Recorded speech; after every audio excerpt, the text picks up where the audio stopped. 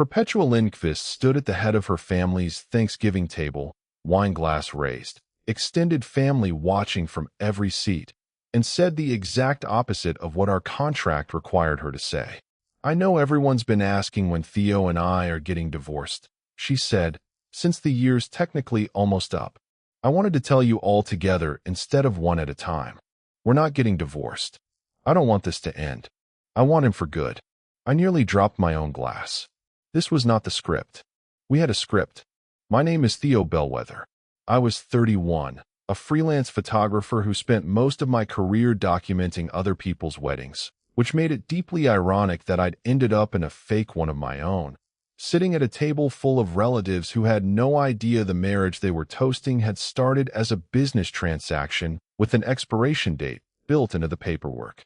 Perpetua was 29, the granddaughter of a shipping magnate whose will contained a clause so specific it felt almost personal. She'd inherit full control of the family's foundation, a nonprofit worth considerably more than either of us made in a decade, but only if she was married for a minimum of 1 full year before her 30th birthday. Her grandfather had died believing marriage was the only reliable proof of stability, an old-fashioned conviction his lawyers had somehow made legally binding. She'd found me through a mutual friend who'd mentioned, half-joking, that I was between relationships and perpetually broke from chasing a photography career that paid an exposure more often than actual currency. Perpetua had approached the whole thing with the same efficiency she apparently brought to everything, laying out terms over coffee like she was hiring a contractor instead of proposing marriage. One year, she'd said, "Convincing enough that nobody questions it, quiet enough that nobody gets hurt when it ends. Then an amicable divorce, and I'll pay you enough to fund your first real gallery show," which, for the record, I looked into, and you deserve one. I'd said yes for the money, mostly. I stayed for reasons that had nothing to do with the contract at all. The wedding was small, a courthouse ceremony witnessed by 2 of her assistants. And by that evening, I'd moved my cameras and my 2 duffel bags of clothes into her apartment, married to a woman I'd known for exactly 7 weeks, for reasons that had started purely transactional and were about to become considerably more complicated. The first 3 months were purely functional. We rehearsed our story, met through a friend, and fell fast, eloping before either of us could talk ourselves out of it, which happened to align conveniently with the truth of how quickly the actual wedding had come together.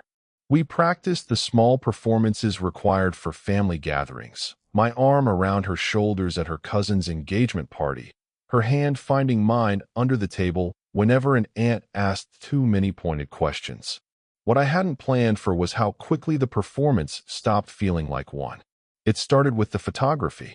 She started asking to come along on shoots, sitting quietly in the corner of whatever venue I was documenting.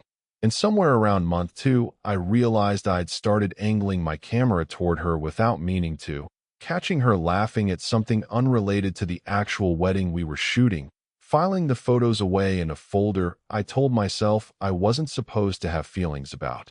She started leaving notes on my coffee some mornings, small, unnecessary things, like, "Good luck at the Hendricks wedding today," or "Bring your good lens. The light's supposed to be perfect." Nothing in the contract required notes. I kept every single one anyway. By month 6, I'd stopped counting down the year and started, quietly, dreading its end. "You're doing the thing again," she said one evening in month 9, catching me watching her across the kitchen while she reviewed foundation grant applications, tea going cold beside her. "What thing?" "The thing where you look at me like this stopped being an arrangement a while ago." She said it carefully, testing the words like she wasn't sure they'd hold. "The notes weren't in the contract either," I said. "I think we've both been quietly rewriting the terms for months without ever actually saying so out loud." She went very still, paused the pen over the application, and didn't answer right away. 3 months left," she said finally. "Then the year's up, and I file for a quiet divorce. And you take the gallery money and go be brilliant somewhere I get to watch from a respectful distance. Is that what you actually want?" "It's what we agreed to." Her voice cracked slightly at the edges, the first real crack I'd heard in 9 months of careful, businesslike composure. I didn't push it that night. I told myself the contract was the contract, that whatever had grown quietly between two people who'd started as a transaction didn't override the terms we'd both signed with such careful, deliberate precision. Then, 3 weeks before the year was set to end, her family started planning the Thanksgiving gathering that would, unbeknownst to me, become the exact moment everything I'd been carefully not saying got said in front of 30 relatives instead of privately in our kitchen. I know everyone's been asking. Perpetua continued now, wine glass still raised, the entire table watching her with the particular attentive silence reserved for moments everyone's senses are bigger than they initially appeared, when Theo and I are getting divorced, since technically our anniversary is in 3 weeks, and the foundation transition will be finalized. I want to tell you the truth instead of letting the rumors keep circulating. My heart was doing something distinctly unsteady, watching her from my seat halfway down the table, no idea where this was actually headed. This marriage didn't start the way any of you think it did, she said, and I felt my stomach drop, certain she was about to explain the entire arrangement in front of her extended family with zero warning. It started fast, and honestly, a little out of necessity, tied to grandfather's will, and I know some of you have probably suspected that. A few relatives exchanged knowing glances. Apparently, the suspicion had already been circulating. But somewhere in the last year, she continued, voice steadier now, whatever this started has stopped mattering, because I fell in love with my husband, genuinely, completely, somewhere around month 3. Watching him photograph my cousin's wedding with more care than any of the vendors were actually paying, and I've spent the last several months trying to figure out how to tell him that before our year was technically up, and I lost my nerve entirely. The table had gone completely silent. I sat there, glass forgotten in my hand, staring at a woman who'd apparently decided the most efficient way to confess something to me was in front of her entire extended family at Thanksgiving dinner. Theo, she said, turning to look directly at me now, ignoring the 30 relatives holding their breath around us. I don't want a divorce in 3 weeks.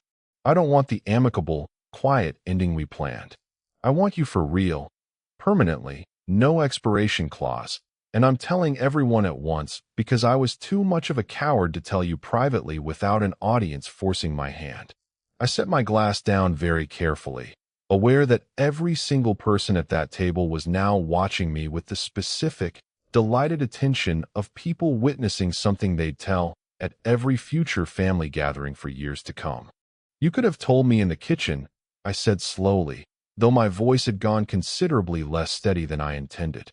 I tried, twice, actually, she said, and both times I lost my nerve about 4 words in and changed the subject to grant applications instead.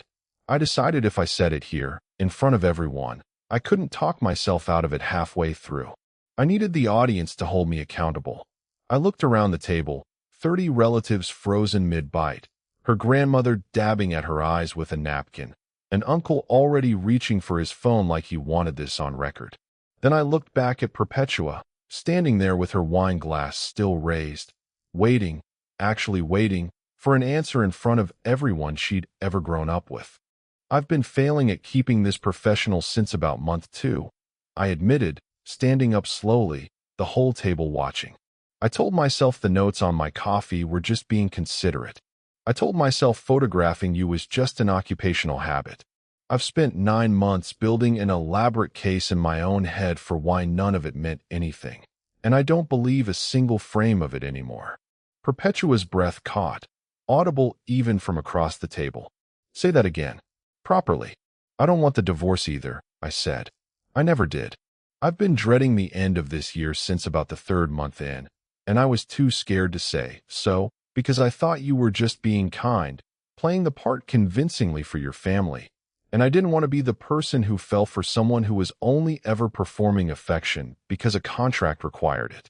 It stopped being a performance for me a long time ago, too, she said, voice thick now, the composure she usually wore so carefully finally, fully gone in front of everyone. I love you, Theo. Not for the paperwork. Not for the foundation.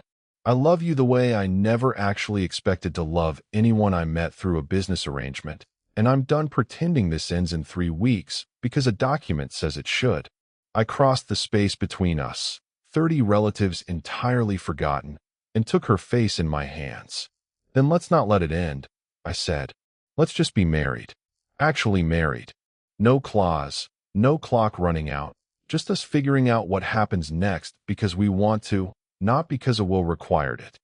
Her eyes went bright, glassy under the dining room lights, and she laughed, wet and unsteady, and pulled me into a kiss right there at the head of her family's Thanksgiving table. A year of careful, contractual distance finally, completely collapsing into something neither of us wanted to take back.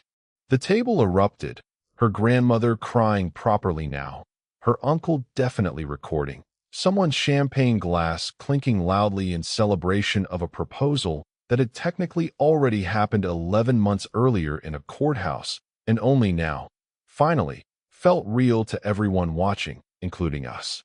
When we broke apart, she was laughing, breathless, forehead resting against mine, while half her extended family cheered around us. I just confessed my love for you at Thanksgiving dinner in front of 30 relatives. You did. I think your grandmother's already planning a real ceremony. She's absolutely planning a real ceremony. I can see it in her face from here. Good, I said. I'd like an anniversary that isn't tied to an inheritance deadline. I think we've earned a version of this that's just about us. She kissed me again, and somewhere behind us I heard her grandmother loudly informing anyone who'd listened that she'd known all along, that no fake marriage produced a husband who photographed every single family gathering like it actually mattered to him, and that she'd been quietly planning a vow renewal since roughly month 4, just in case. 6 months later, we had that real ceremony, smaller than the family wanted but exactly the size we did, with no contract, no clause, and no deadline attached to any part of it. Perpetua runs the foundation now with the same precision she brought to every negotiation, including, apparently, the one that accidentally became her actual marriage. I still photograph every family gathering, though now nobody has to wonder whether the care behind the camera is genuine. Her grandfather's will sits framed in her office, not as a reminder of an obligation, but as what she now calls, with the same dry efficiency she brings to everything, the world's most convoluted, accidentally excellent matchmaking scheme. What would you have done if a marriage that started with an expiration date turned into someone declaring they wanted you forever in front of their entire family? Have you ever watched a temporary arrangement become the realest commitment of your life? Tell your story in the comments. If you like this one, leave a like, subscribe, and I'll see you in the next.